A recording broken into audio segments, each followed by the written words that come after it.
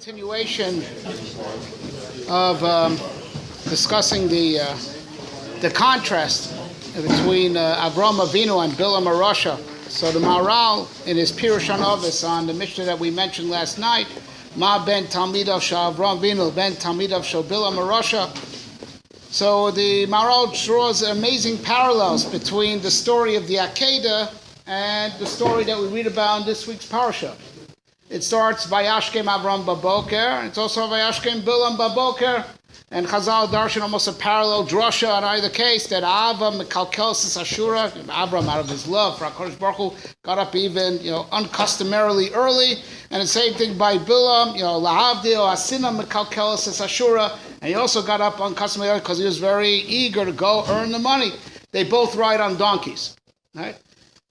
Except by Avram Avinu, right? So he's on the Chamor. By Bilam, it's an Aton, right? A female donkey. And they both have accompanying lads. So says the Maharal, amazing thing, that the journey to their respective destinations represent, what is their relationship to physicality and what is their relationship to their own bodies, right? A Chamor, says the Maharal, is Milashon Chomer. The chamor is also, aside from the animal, it also is a metaphor for physicality. It's virtually the same word, chamor and chomer. Except Avraham Avinu was riding a chamor, right, a male donkey, and until the Supreme Court ruling of last week, it was understood that male and male is not a real chibur, right? It's only between a zachar and a nekeva, right? Whereas Bilam rides an aton, right? It's a female donkey, as is, he considers it like his, like his mate. That means he's very into his gashmias. And when Avram Avinu reaches and he sees Har Moriah from a distance, so he says, Shvu lachem po im hachamor, v'ani v'anar nelcha ad ko. Right? He leaves the donkey and his two lads behind. What's the pshat?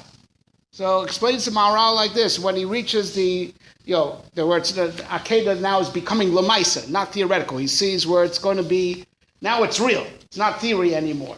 Right? So at this point, this demanding from a man to kill his own son means he has to part with physicality, but not just part with his love of the physical, which is leaving the chamor behind, but even has to be misgaber over the teva of a father who loves his son. And kayadua, there are two major forces, right, that we have in our constitution. We have our chasadim, all forms of kindness, and we have our gvuras, all our forms of gvura and might, as they say, tough love, right? So he has to part with all of that, right, in order to go through the Akedah. So he leaves, leaving the chamor behind, is leaving behind the physicality, leaving the shnei na'orim behind, is even to leave behind the teva and the kochos that course through his guf, the kochos that course through his psyche. He has to leave that all behind. So it comes out that he's pure seichel, he's pure intellect, that is just focused on the truth of doing what HaKadosh Baruch Hu wants with going through the Akedah. Whereas Bilam, on his way to meet Balak, so it comes out that the scandal that there was between him and his donkey sort of comes out in course of the story. That even if we understand that allegorically, it means that his whole goal in going to Balak was to earn money. So even though, like we said yesterday, he always says, whatever HaKadosh Baruch Hu says, I'll do, it was all in the pursuit of money, and that's why he never parts with the donkey. As a matter of fact, there becomes like some type of story that alludes that he and the donkey are very intimate, i.e. he can't get money and the drive for fulfilling his desires out of his system. It is what the Maharal draws as the parallels and the contrast, right, between Avram Avinu and Bilam Arosha. So with this, we can understand something else. Take this a step further of another lesson. Right, the question is frequently asked. Right, Avram Avinu, when he hears stone, is going to be taken off the map. So he asks Rachamim for stone. And he negotiates with HaKadosh Baruch Hu, and he negotiates very, very fiercely. He even says, "Hashofet kol ha'aretz le'aseh." We challenge HaKadosh Baruch Hu's sense of justice, kivyachol, right? Then when he's told, and Stone are Rishoyim, and he doesn't owe Stone anything. And then when it comes to the Akedah, it's his own son, Yitzchak Avinu, right? And Yitzchak is a tzaddik, right? And not only that, he had a lot to taina to HaKadosh Baruch Hu, like Rash says, he could have taina. You said, Yitzchak yikareh lecha zera. He had what to say, and he keeps quiet. Dino hachi. Right, that for the Rishoyim, he'll speak up, and for his own son, he won't. What's the difference between this one and that one? So Rosh Yeshiva Zichron Livracha used to say, right, the difference is pashut, right? When you get a directive from God, you shut up and you do what you're told. Right?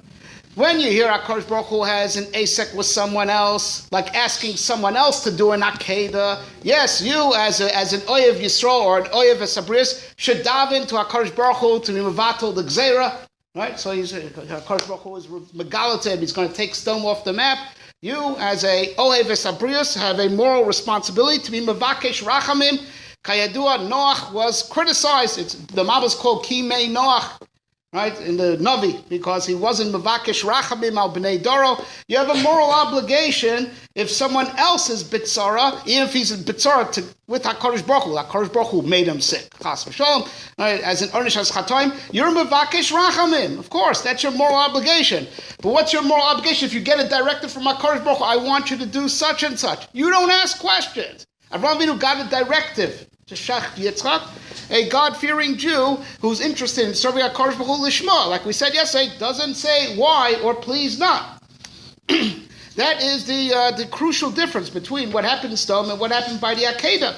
And as we said, right, only a person who's Oved Lishma, that is only interested in serving HaKadosh Baruch Hu as its own goal, as its own truth, can actually live with that he's told to shecht his own son. He's not even mispalo to try to repeal the Gzeira.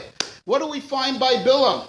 Just the opposite. He pulled out every trick in the book. Like Rashi says, he, having Nevuah on par with Moshe Rabbeinu, he knew all the Seidos of the Hashgacha, he knew all the secrets, all the guidelines that we explain in Chachmas HaKabbalah, that HaKadosh Baruch Hu runs the world in a certain systematic way that's nisparish in Chachmas HaKabbalah.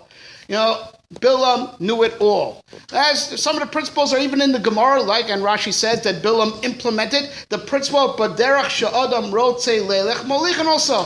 So he kept on shepherding HaKadosh Baruch Hu, look, I'm only going if you let me, but I really want to go. And subsequently, HaKadosh Baruch Hu does give him Rishus to go. Says Rashi on the spot, he put into play the principle that the Hashgacha runs on of Baderach Sha'adam Rotzech Molichin also.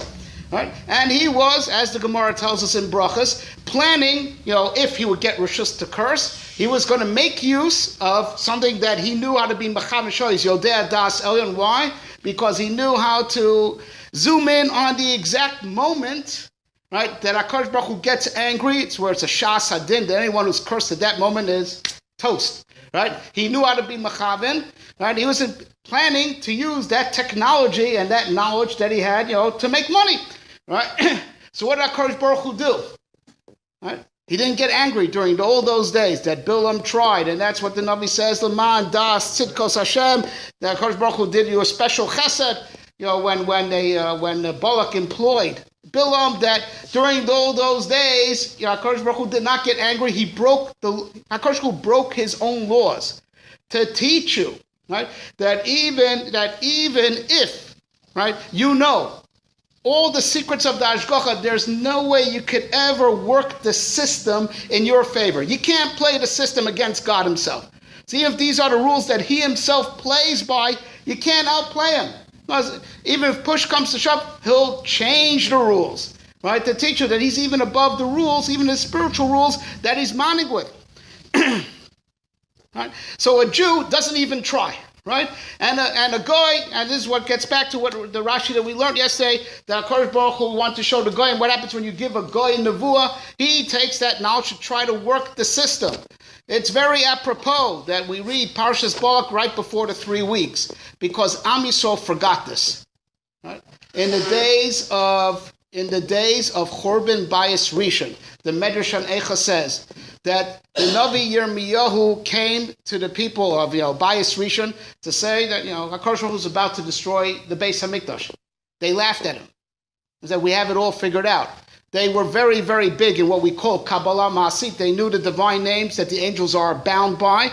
That if you know the divine names that each angel is under, you could push them around. I mean, by the way, they come back to get even. If it's why it's not advisable, right? Right. But if you know the shame that they're bound by, and they had it all figured out. If the Rebbe is going to come destroy Yerushalayim with fire, they were going to be mashbia the sar shomayim to extinguish the fire. If he's going to flood Yerushalayim, they're going to be mashbia the sar of Esh to evaporate the water. Chassidim tell a story. The Kosher Magid was a big goyin and a very, very big makubal. His Sfarim on Kabbalah learned by all sectors of those who are Isaac in Kabbalah. And so even Chassidim tell this story, that a Dibuk once went into someone and they brought him to the Koshnitzer to exercise the Dibuk, take the Dibuk out. And so the Koshnitzer starts, being miyachid yichudim and doing, these things that they do and saying the Shemus. And the Dibuk laughed at him. He said, Rebbe, you know who I am. I'm from Bayis Rishon. All this stuff that you're doing, I was able to do that and more before the age of 9. And even Hasidim say that the Kosher was defeated. He could not forcibly remove. He had to make a deal with him.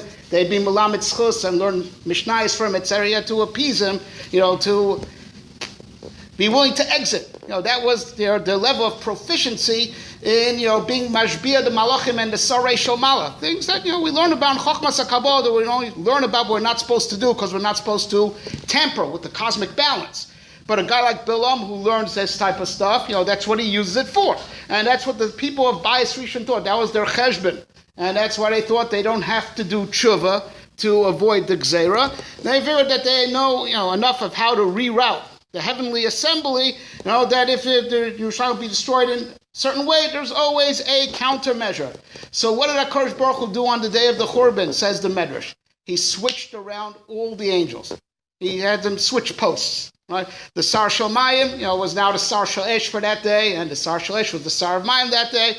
So when the fire started in the base of Mikdash, so they appealed to the Mashbia, the Sar HaMayim, right, to put out the fire. But the Sar HaMayim of that day was the Sar Shel Esh, right?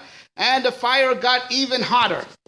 Lo dia v'li vada, right? That HaKadosh Baruch Hu, even though he set up laws and he's manig al pi these laws and he was megala these laws to us, so we should have an appreciation of him. That's part of the Gadlus Habarei, that he revealed the secrets of the Ashgacha, but there is no playing with those tools against him. He can't outsmart him, right? So a real Jew doesn't even try tefillah, right, which is perfectly legit. So Avraham Avinu got a tzivui to take Yitzchak to the Akedah.